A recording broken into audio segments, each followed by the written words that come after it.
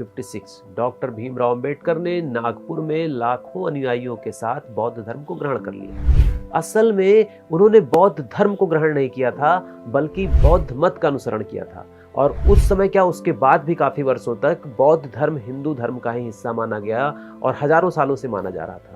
तो उन्होंने हिंदू धर्म के ही एक मत को, बौद्ध मत को स्वीकार किया था। क्योंकि भारतीय संविधान जब 1950 में लागू हुआ तो उसका आर्टिकल अनुच्छेद 25 2B में साफ साफ मेंशन किया गया कि कानूनी दृष्टि से जैन, सिख और बौद्ध तीनों ही हिंदू ही माने जाएंगे। बौद्ध धर्म की तरह ही सिख धर्म और जैन धर्म भी हिंदू धर्म का हिस्सा थे।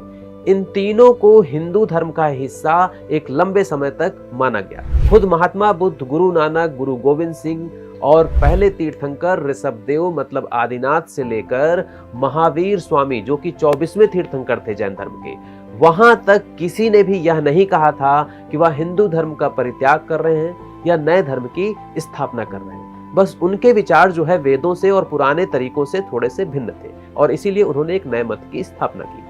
इन महापुरुषों ने जो काम नहीं किया, जो ताकत इनके पास भी नहीं थी, जो ताकत अंग्रेजों के पास, मुगलों के पास, तुर्कों के पास नहीं थी, वह हमारी धर्मनिरपेक्ष राजनीति के पास आ गई। जो अंग्रेज नहीं कर पाए वह भारत की स्वघोषित धर्मनिरपेक्ष राजनीति ने कर दिखाया।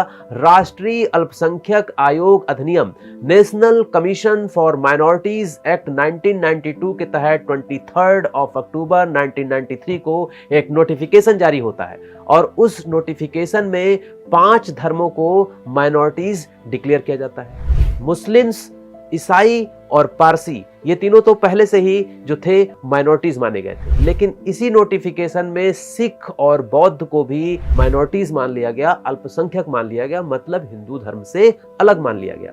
और यहीं पर नहीं रुका यह मामला। जो जैन अभी तक बचे हुए थे, 27 जैन 2014 मतलब लगभग 10 साल पहले, उनको भी राष्ट्रीय स्तर पर अल्पसंख्यक धर्म का दर्जा मिल गया, मतलब उन्हें भी हिंदू धर्म से अलग कर दिया गया। 3 पुराने धर्मों को जो हजारों वर्षों से हिंदू धर्म का ही हिस्सा थे, हिंदू धर्म का एक मत थे। जैसे हिंदू धर्म में कई अलग अलग मत हैं, कई अलग अलग संप्रदाय हैं, उसी तरह से ये भी एक अलग संप्रदाय, अलग मत थे हजारों सालों से, लेकिन इनको अलग मान लिया गया। डॉक्टर भीमराव अंबेडकर द्वारा जो संविधान तैयार करवाया गया था उसमें भी सिख को, जैन को, बौद्ध को हिंदू धर्म का ही अंग माना गया था, लेकिन सिर्फ एक हस्ताक्षर से हिंदू समाज से 3 धर्मों को अलग कर दिया गया। लगभग 4 करोड़ लोग आज कानूनी रूप से हिंदू नहीं हैं, जो हजारों वर्षों से हिंदू थे अब वो हिंदू नहीं रहे।